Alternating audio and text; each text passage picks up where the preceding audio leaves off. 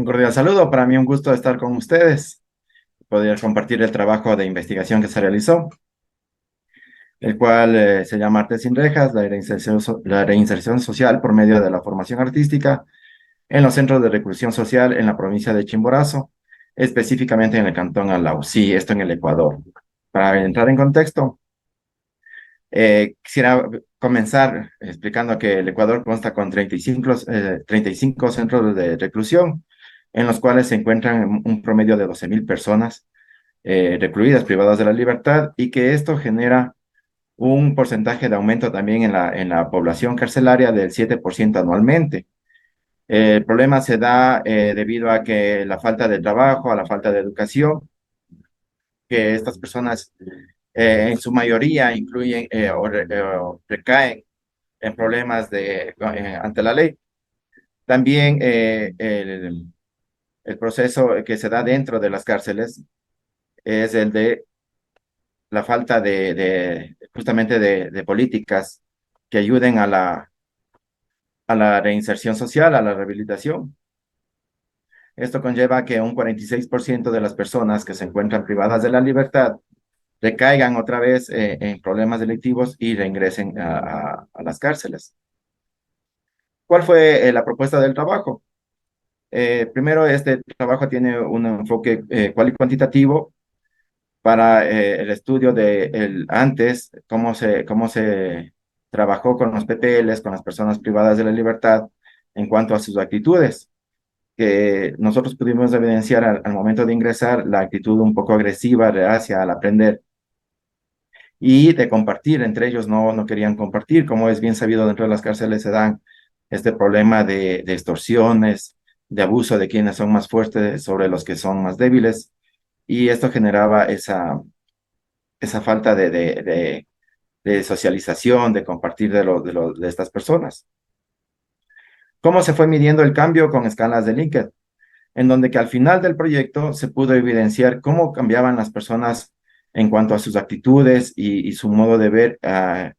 ante la sociedad, cómo se veían ellos en el momento que iban a salir a recuperar su libertad. ¿Cuál era la propuesta del proyecto? La propuesta del proyecto era ingresar al centro de rehabilitación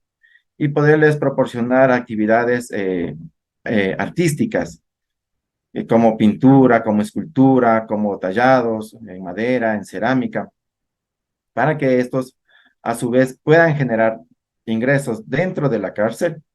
y que a su vez les permita también que en el momento que ellos salgan vean un modus vivendi, es decir, que ellos se sientan útiles para la sociedad y que con esto se pueda de alguna manera evitar el que ellos recaigan en actividades no legales.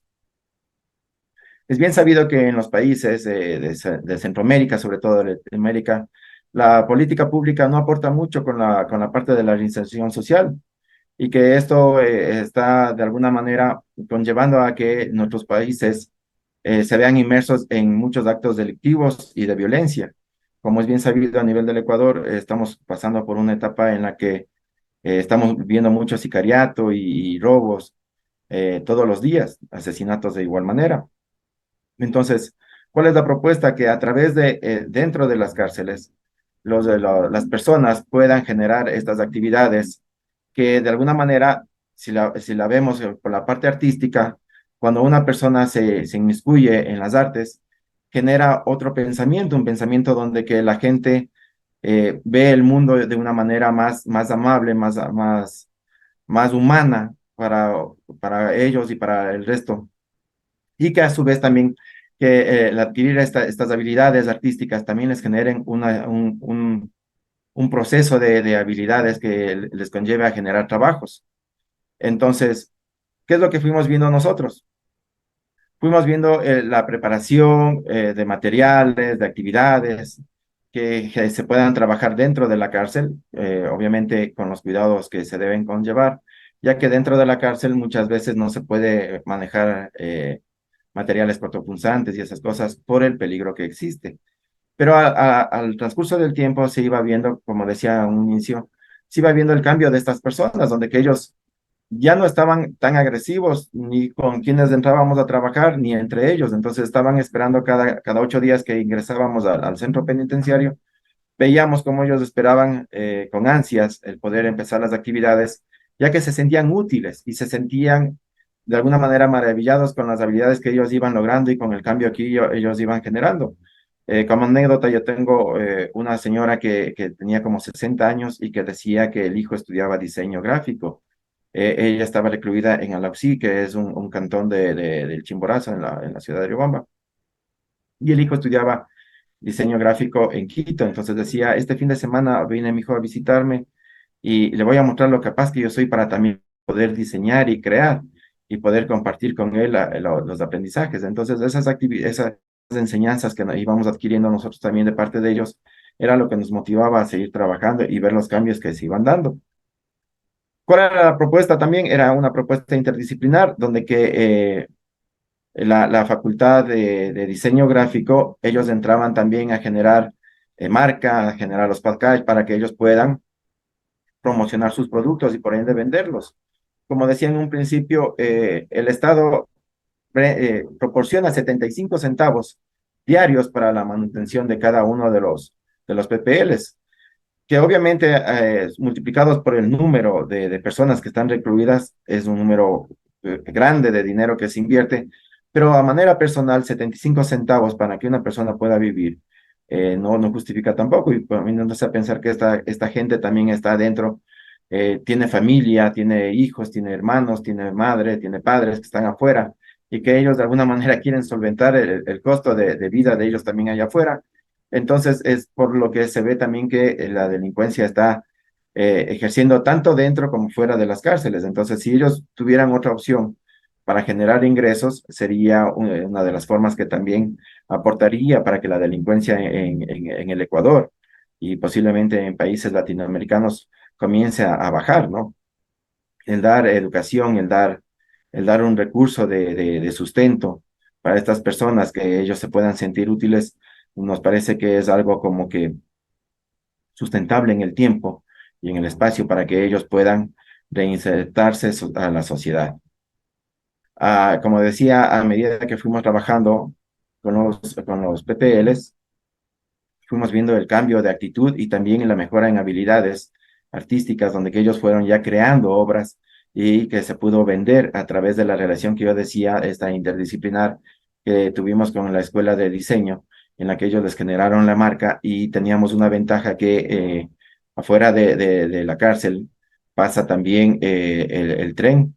Y ahí tienen una estación de tren y obviamente ahí existía también un lugar como para poder poner un stand donde que los PPLs podían exhibir sus productos y la gente que llegaba, sobre todo extranjeros que llegaban a hacer sus actividades turísticas aquí en el tren, miraban estos productos y que se los iban llevando y que luego reinsertaba ese dinero o regresaba ese dinero a la cárcel para poder volver a producir y que estos a su vez tengan un ingreso económico. Entonces, ellos al ver este ingreso que ellos se sentían capaces y útiles de generar un ingreso económico, era lo que ellos generaban ese cambio de actitud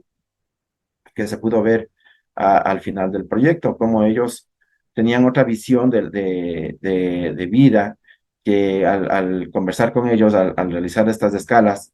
de Link, podíamos observar que ellos ya tenían una visión como salir a estudiar, una visión de salir a generar emprendimientos, una visión para salir a generar ingresos para que les dé sustento tanto a ellos como para sus familias. Entonces, la visión la que ellos tenían muchas veces de salir a delinquir o de salir a hacer otras actividades que estaban fuera de la ley, de alguna manera iban cambiando porque se sentían útiles y que tenían la posibilidad, que se sentían útiles para poder generar ellos su economía de una manera más legal y que por ende podían sustentar también a sus familias. Avanzo un poquito y como para concluir, quisiera decir que el arte no está solamente dispuesto a manos de personas que son hábiles o que nacen con esta habilidad de crear y de producir cosas, sino que está a través de la educación para todo el mundo. Y en este caso, para las personas que se encuentran privadas de libertad, también generarles un ingreso, una forma de un modus vivendi. Quedo agradecido ante ustedes.